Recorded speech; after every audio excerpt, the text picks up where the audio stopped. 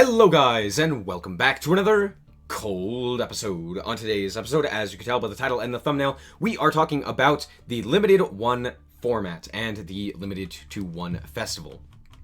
So, let's quickly discuss the format in general first, and then we'll get into the deck that I'm going to be playing in this episode, which is Swordsoul, Wyrm, Tenyi stuff. So, first of all, there are a few cards that are banned that are notable in a best of 1 format. The three most important ones are Crystron Halqifibrax, Verte Anaconda, and Fusion Destiny. All three of these mean that basically if you can make a Link 2, you just kind of win the game in a best of 1 format, or in a limited to 1 format. And so with all of those bans, you basically can't just make DPE or do a full Hulk combo and win from there. So that means no Hulk, no Auroradon, no DPE. So the deck's slightly different from, well, it's very different from the regular format. Other notable cards have been banned, with mostly Floodgates, I.O., Vanity's Emptiness, and Skill Drain all banned, as well as Numeron Gate number 1 and the Bamboozling Gossip Shadow. Meaning, you can't just get OTK'd randomly out of nowhere by a Numeron, nor are you going to get Rongo'd out of the game. So, there you go. Let's move on to the deck. So, we're playing a lot of Wyrms, which means that we also need a lot of Tenyis. Tenyis are just some of the best Wyrms in the game, so we're playing a lot of them. For the Tenyi cards, we are playing 1 Adhara, 1 Nahata, 1 Shithana, 1 Mapura, 1 Vishuddha, and 1 Ashana. These are all just basically free special summons. That's why we're playing them. On top of the fact that they are Wyrms. We're also playing 1 Vessel of the Dragon Cycle and 1 Heavenly Dragon Circle. These are kind of Tenyi cards, but they're more just Wyrm support cards. But yeah, they're also being played. We're also playing 2 other small packages within the Swordsoul / Wyrm package that aren't Wyrms nor Swordsouls in general.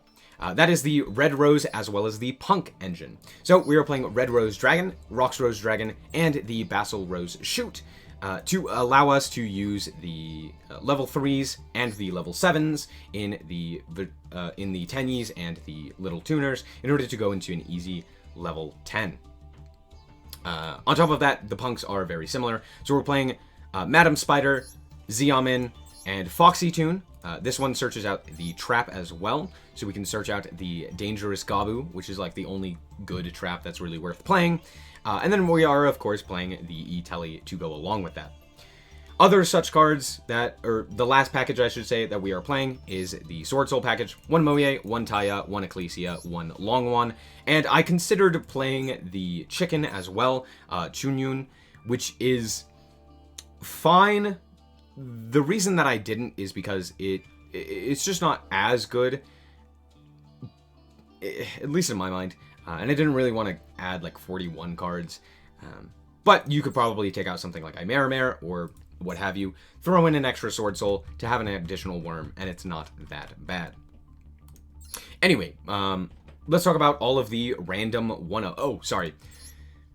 also playing Arch Nemesis Protoss, which is technically a Swordsoul card at this point.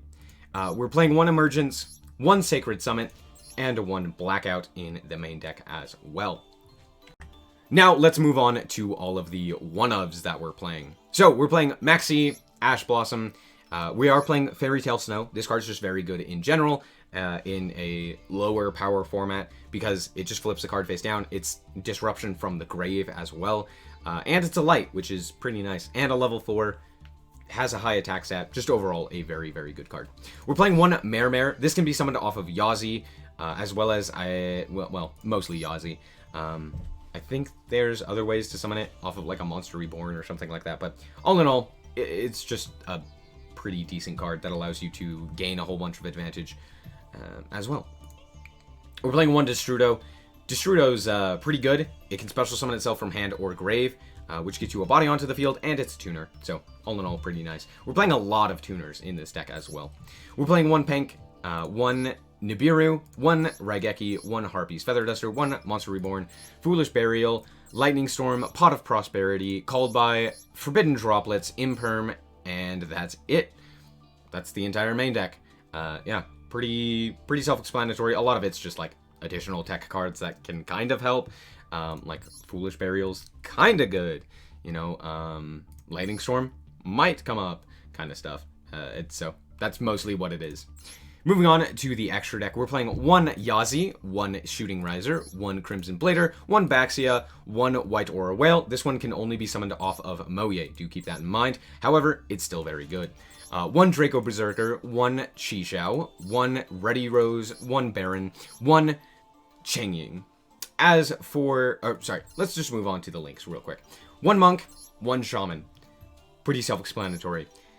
Now, we are playing a small Xyz package. The reason for this is because if we have either a way to summon out both of the red roses, or we have both punks. Sorry, I was checking to see if any of the Tenyis were in fact level 3, which they aren't. Or if we have both of the punks, which is actually easier said than, or easier done than you might expect.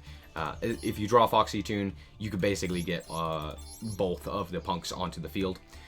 We can go into Fortune Tune. This card says, if this card would be destroyed by battle or card effect, you could detach a material from this card instead. This is not an activated effect, it just happens. So, if your opponent has something that, like, negates an activated effect, you're fine.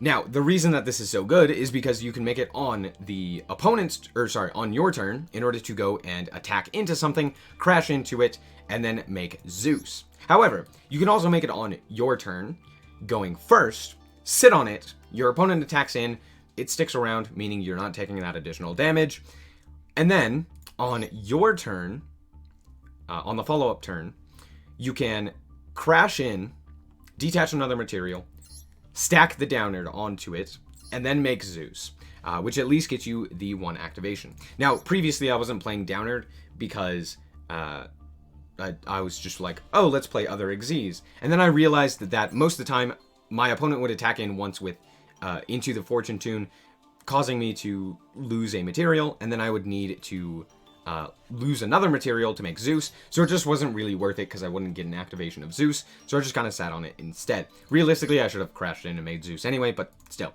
Yeah, I realized, hey, if I can attack in with Fortune Tune, then make a Downerd, and then into Zeus, that's at least a 1 activation of Zeus. So that's the deck. Let's hop into the replays and see how this deck actually performs. Here we are in our first duel, and as you could tell by the fact that my opponent's hand is visible, I am playing this against chat in one of my streams. So, if you want to hop into the streams, feel free to check them out whenever I go live. You click the notification bell, and it will tell you when I go live. But I drew an incredible hand. As you can see, this is basically just a regular old Swordsoul hand. You got a Tenyi in your hand, you got Moye's long one, and Protoss. Absolutely crazy. Now, I'm also recording this live with chat. I'm not going to put their messages on screen because sometimes some very bad things pop up because I get spammed. But let's just go through the replay now. So, obviously, we're going to do the standard Swordsoul stuff. And now, granted, my opponent actually has a pretty killer hand. They got Pank, they got Boss Stage, they got Ash, and they got Monster Reborn, which is the most scary part. But here I'm actually going to search out the Blackout because I already have Protoss in hand. Searching out an Emergence kind of doesn't do anything, and searching out Taya also kind of doesn't do anything this turn. I end up using the Foolish Burial to send the Destrudo. We're going to go for the Baron with the long one, burn for 12k, summon out the Protoss by banishing that Destrudo that we ever so recently sent, and then activate the effect calling Dark, and passing the turn. Turns out Dark kind of doesn't do anything against this deck, and they top deck Nadir Servant. Oh, how glorious. They're going to go for Pank. I'm actually going to negate the Pank because I do want Blackout. Given the fact that they went for the Blackout, I'm like, that's interesting. Normally you'd go for the Baron to force out the negate, but they go for the Blackout, so I'm like, maybe Blackout just like absolutely hoses them. And I see the Nadir Servant come down. I'm like, well, I guess they just get to get the pop anyway. So once again, they're going to go for the Blackout. They're going to special summon out the Ecclesia here. I'm going to negate the Ecclesia. I don't want them searching out their punishment or a fleur-de-lis or anything like that. They're going to set their punishment, which they already had. Activate the Gene Raider boss stage and activate Monster Reborn, bringing back Pink. Now, Pink is absolutely terrifying to deal with, given the fact that, one, it's Earth, which is, like, just not good to deal with in general, and, two, 2600 is very difficult for this deck in particular to deal with, thanks to Protoss. We're going to draw a card, and they are going to special summon out their Har. They're going to activate the boss stage. They're going to then Dogmatic Punishment the Baron. I am going to activate my Chi here, banishing the Blackout. The reason I do this now is because of the fact that we did draw the Vessel, which is much better if you actually have a non-effect monster on the field. So banishing the Blackout allows that to occur. Now, granted, they have Pink, so there's that. But they're going to tribute off the Ecclesia and the Har in order to negate the effect of our Chi, which I think destroys it. Yes. So they're going to destroy basically everything on our side of the field, which makes me sad. And then they're going to get 4, count them, 4 tokens. Alright, we're going to activate the effect of Vessel. They're going to destroy our token. Sad day, but at the very least, we now no longer have to deal with the Pink. So I'm going to activate the Protoss, call Light, and attack in for some damage. At this point, I just kind of have to hope that they don't draw something that is over, or have the ability to special summon something that is over 2500 attack. So they don't, and I'm like, okay, fantastic, happy day. We draw the Monster Reborn, and yeah, I just top decked Monster Reborn, which means I get Baron back, which means this game is basically over. So there you go, pretty standard Swordsoul stuff. Yeah, we're gonna pop the boss stage. It's just the best one to pop. I'm gonna call Dark again, and we're gonna attack in for lethal damage. They're gonna activate their conk. I'm going to negate it with the Baron, because Baron. And yeah, good game. That was actually very, very scary. They dealt with my board, and they had boss stage up. I think they just weren't playing enough bosses is the problem. So, good game. Alright, so here we are going first, once again. And this hand's a little bit weird. It's not a typical Swordsoul hand. But I end up using the Tenyi Spirit Mapura here, which I immediately regretted because I did have the Ecclesia. But turns out it was a good idea, given my opponent has Ash Blossom. Also, their hand is kind of weird, I'm not gonna lie. Marinsa's Wave, Rivalry, Droplet, and Mandarin. Kind of interesting. But we do have Raigeki as additional follow-up. So we're gonna go for the Xiamen. Out comes the Ash Blossom, and I'm like, oh, okay, well that means this Ecclesia can at least go through. So that's the plan here. We're gonna actually activate the Destrudo here, because we can special summon out the Destrudo in order to go for a Chi-Shao. Chi-Shao comes out, we are going to search for Emergence, then we are going to normal summon the Ecclesia, go for the Moye effect, reveal the Emergence, go into a Draco Berserker. Then we are going to draw a card, and we draw into Teleport, which is absolutely crazy. And then we are going to activate the effect of our Madam, which we special summoned off of the Tenyi, in order to go for the Fortune Tune.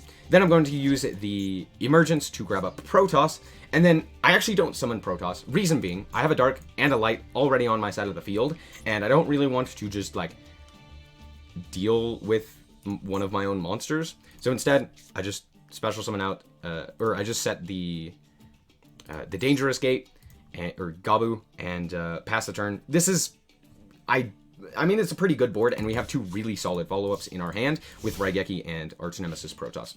And then my opponent draws Engage, and I realize, oh no, this is actually pretty bad for us. They're also going to activate the Forbidden Droplets, and I literally can't do anything about it, so there you go. And yeah, they normal summon out their Ray. They're going to attack into the Chi-Shao, and then special summon out the Hayate. I'm actually going to negate the Hayate so they can't attack in directly, because I want them to either crash into the Fortune Tune or crash into the Draco Berserker, so that we preserve our life points. So we're going to negate the Hayate. They're going to crash. They're going to special summon out their Ray. They're going to attack in. Fortune Tune's going to lose a material. And this was actually prior to me playing the this was when I was playing Baguska over the Downerd, and I found out that just Baguska was never summoned, so it was better to play the Downerd so that I could have the additional material for the Fortune Tune, so that I'm basically guaranteed a Zeus activation. However, with that being said, this card's just going to kind of stick around anyway. But yeah, they go into the Shizuku and the Kaigari, and we know that they have the Engage in hand, as well as the multi-roll, and that's it. So we're going to gain 500 off of the effect of the Fortune Tune. We're going to go for Prosperity to reveal 3, and we reveal Ash Blossom, Maxi, and Foolish Burial. All of these are kind of meh, so I'm like, well, I guess I'll take the Ash Blossom, at least it's something. Now, I didn't want to banish, like, 6 to go for that, but yeah, it's all good. We're going to special summon out the Protoss, Call Dark, so that my opponent cannot special summon out this Ray that they have engraved, and then we will proceed to attacking. We're going to go for the Fortune Tune here into the Zeus, and we'll pass the turn on Zeus Protoss. Now, turns out, so they're going to activate the multi-roll, they're going to send the Shark Cannon, they're going to activate Engage, they're going to search out the Widow Anchor, and then Widow Anchor is able to steal our Zeus. Then, they're going to normal summon a Marincess, and go for Marincess Blue Slug. They're going to add back the Marincess Mandarin, and then attack in over our Protoss, attack in for 1500, activate the Zeus, which is negated, which means their field is not wiped, and I lose the materials. So this was a beautiful play from them, and all in all, just really well done. They dealt with the board phenomenally. Realistically, I probably shouldn't have even attacked with, well, I had to attack with the Protoss, but realistically, I should have just called, like, Water, although that wouldn't have really done much, but yeah, there wasn't really a good play that I had there. I could have wiped the field with Zeus on the activation of their multi-roll. Chose not to. Maybe a mistake, but I do top deck the Snow, which is the out to their Blue Slug. And we're going to attack in for 3k. This puts them on a 2-turn clock, so I'm pretty happy with that.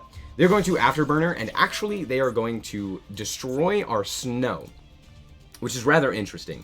Because I'm like, well, Snow can special summon itself back, so they must have something for Snow, or something in general, right, to deal with this Zeus, and they do. They have the Widow Anchor. They're going to steal it. They're going to go to battle phase.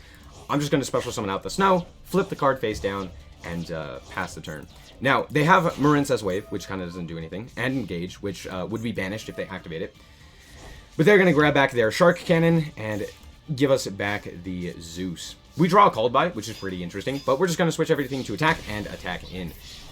Now, granted, Sky Striker with only the one Widow Anchor does kind of suck, but that was a really well-played game, and all in all, well done. So, GG's. Alright, so here we are, once again going first. I know, I'm only going first, but I somehow won all of these coin flips. We drew a very weird hand. We drew Foxy Toon, Danger, Imperm, Protoss, Red Rose, Dragon. Somehow Protoss is glued to my hand. Don't know how, but there you go. We're going to go for the Xiaomin here. We are going to special summon, we're going to search out the Madam. We're going to go for the Xyz of Fortune Tune, and we are going to set the Imperm and pass.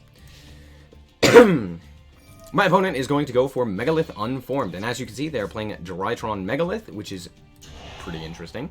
But they also have the Forbidden Droplets, which is worrisome. So they're going to add back their Ophiel that they used to special summon out the full. They're going to then add the Ben 10, and then tribute the Ben 10 for the Gamma here, in order to search out the Perfection. At this point, they're going to activate the full to go for Haggith. Now, Haggith's effect is going to activate, and I'm going to actually imperm this. Reason being, adding a spell like either Portal or the Trap card, the Continuous Trap, is very, very dangerous for us here, just because getting constant materials back onto the field and into the deck kind of sucks, but also just Portal being able to constantly recur is problematic. So I'm just like, I'll negate that. I don't want them to also be able to special summon out Perfection or the Ophiel, so that's the plan. And with this, we can attack into the full or the Gamma in order to make Zeus.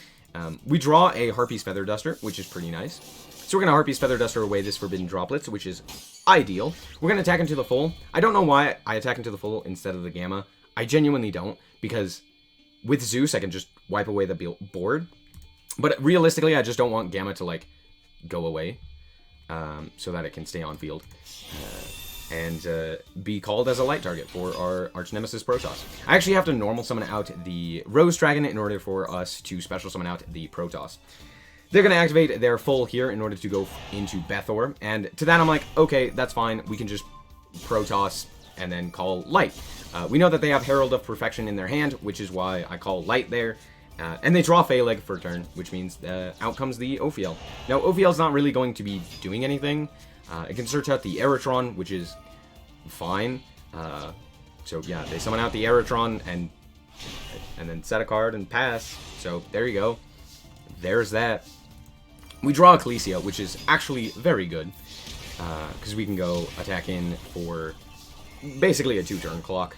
So that's basically all that we need. I don't actually activate the Ecclesia here because I have no Wryms in the grave. In fact, I had no Wryms to begin with other than the Protoss. And so I want to keep it in case my Protoss does get somehow dealt with, or more specifically, if I can use it like on the opponent's turn to potentially go into something with like a higher defense, like a long one or what have you. They draw an E to 10, so they're going to Gamma the E to 10. Then they are going to Meteona Strytron in order to special something out. And to that I will say, I'm going to just chain the Ecclesia to go for Moye. I figured the highest attack that they could potentially go for is Eritron. I don't know if they can actually summon this, or if it doesn't count since it wasn't properly summoned.